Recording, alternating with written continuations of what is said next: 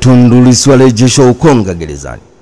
Upande wa serikali umeiambia mahakama ya hakimu mkazi Kisutu kwamba inatarajia kuwa na mashahidi 15 na vielelezo 9 katika kesi ya kuchapisha taarifa za uongo inayomkabili mwenyekiti wa Chama cha Demokrasia na Maendeleo Chadema Tundu Antipas Lissu, ambapo hayo yameelezwa mbele ya hakimu mkazi mwandamizi Geoffrey Muhini na jopo la mawakili wa serikali wakiongozwa na Nasolo Katuga baada kusomewa Lissu maelezo ya awali, yani PH. Kesi hiyo imeahirishwa hadi Juni 2 mwaka 2025 kwa ajili ya kuanza kusikilizwa kwa mashahidi wa upande wa serikali, huku mawakili wa Tundu Antipas Lissu wakisema wao hawatataja kwa sasa idadi ya mashahidi walionao. Ikumbukwe hapo awali Tundu Antipas Lissu alisomewa PH alikana kwamba Aprili 3 mwaka 2025 akuitisha mkutano makao makuu ya Chama cha Demokrasia na Maendeleo Chadema kwa watiania. Pia sio kweli kwamba vile alikuwa vyombo vya habari kwa ajili ya kuhabarisha umma katika mkutano huo. Katika maelezo hayo Tundu Antipas Lissu alikubali taarifa zake ikiwemo majina, pia yeye ni mkazi wa Tegeta na kwamba ni mwenyekiti wa Chama cha Demokrasia na Maendeleo Chadema. Pia alikubali kwamba ameshitakiwa mahakamani hapo kwa makosa matatu ya kuchapisha taarifa za uongo.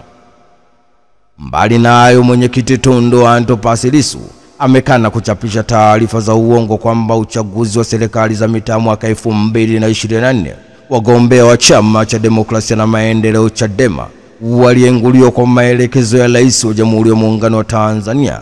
Pia amesema sio kweli kwamba majaji ikiwa ni Chama cha Mapinduzi CCM hawawezi kutenda haki na kwamba wanataka kuteuliwa kuwa majaji wa mahakama ya rufani, huku akidaiwa maneno hayo alichapisha katika mtandao wa YouTube.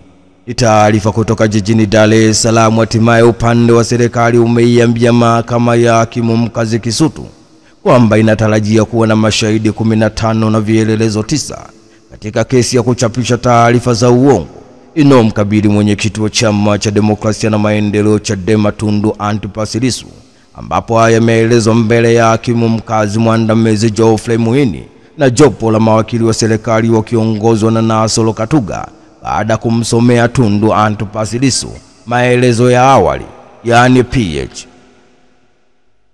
Hatimaye Profesa Nagu ateuliwa naibu katibu mkuu TAMISEMI.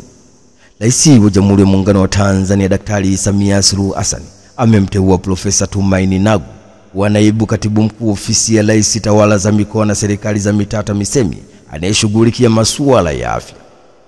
Rais wa Jamhuri ya Muungano wa Tanzania Daktari Samia Suluhu Hassan amemteua pia Meja Jenerali mstaafu John Julius Mbongo wa mwenyekiti wa bodi ya wakurugenzi ya kampuni ya Meli Tanzania Tashiko kwa kipindi cha pili na Musa Hamza Mendia wa mwenyekiti wa bodi ya shirika utawala wa Meli Tanzania Tasaki kwa kipindi cha pili mfululizo.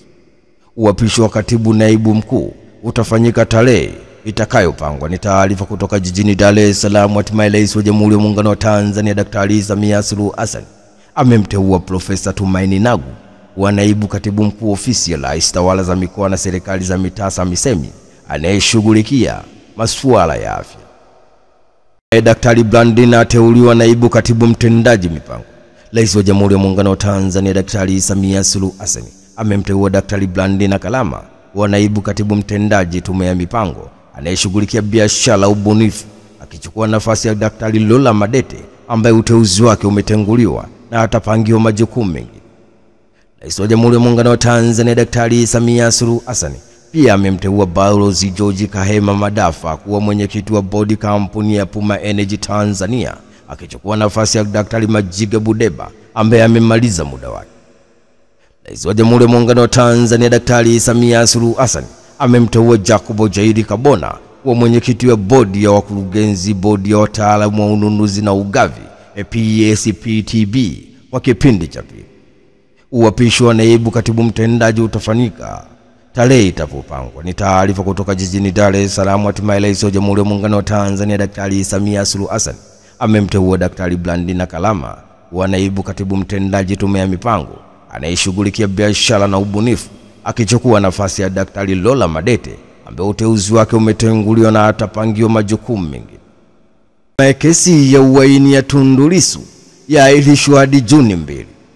Mahakama ya Hakimu Mkazi Kisutu imesema kesi ya uhaini inayomkabili mwenyekiti wa Chama cha Demokrasia na Maendeleo Chadema Tundu Antipas Lissu itaendelea kusikilizwa kwa njia ya kawaida na sio kwa njia ya mtandao, huku wanaohudhuria kesi hiyo wakitakiwa kuacha miemko ya kelele.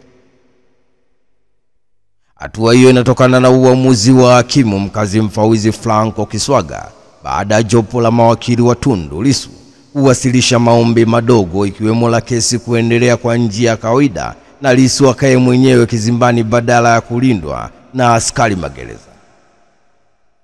Hakimu Kiswaga amesema tarehe ijayo mahakama ifanye uchaguzi juu ya usalama wa eneo hilo ili kuwa na uhakika na usalama wa mtuhumiwa, na kama hakuna tishio lolote la kiusalama basi Tundu Lissu aache mwenyewe akiwa kizimbani.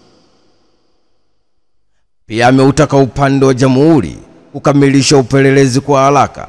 Kesi hiyo imeahirishwa hadi Juni 2 mwaka 2025, ambapo awali wakili wa serikali Nassoro Katuga alisema wapo hatua ya mwisho kukamilisha upelelezi. Hata hivyo, kesi ya pili ya kuchapisha taarifa za uongo mtandaoni inayomkabili mwenyekiti wa Chama cha Demokrasia na Maendeleo Chadema Tundu Antipas Lissu itaendelea muda huu mbele ya hakimu mwingine. Ni taarifa kutoka jijini Dar es Salaam. Hatimaye mahakama ya Hakimu Mkazi Kisutu imesema kesi ya uhaini inayomkabili mwenyekiti wa Chama cha Demokrasia na Maendeleo Chadema Tundu Antipas Lissu itaendelea kusikilizwa kwa njia ya kawaida na sio kwa njia ya mtandao, huku wanaohudhuria kesi hiyo wakitakiwa kuacha miemko ya kelele. Peter Serukamba atoa kauli na gombea ubunge.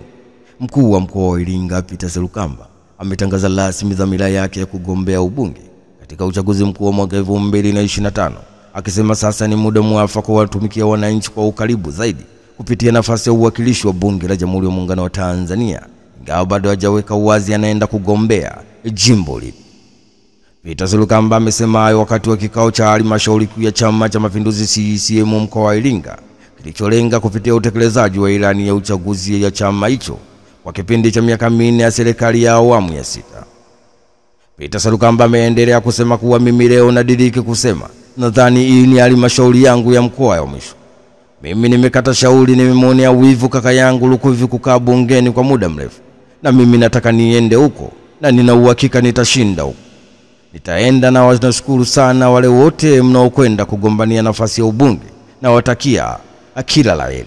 Ni taarifa kutoka mkoani Iringa. Mkuu wa mkoa wa Iringa Peter Serukamba ametangaza rasmi dhamira yake ya kugombea ubunge katika uchaguzi wa mwaka 2025, akisema sasa ni muda mwafaka kwa kuwatumikia wananchi kwa karibu zaidi kupitia nafasi ya uwakilishi wa bunge la Jamhuri ya Muungano wa Tanzania, ingawa bado hajaweka wazi anakwenda kugombea jimbo lipi.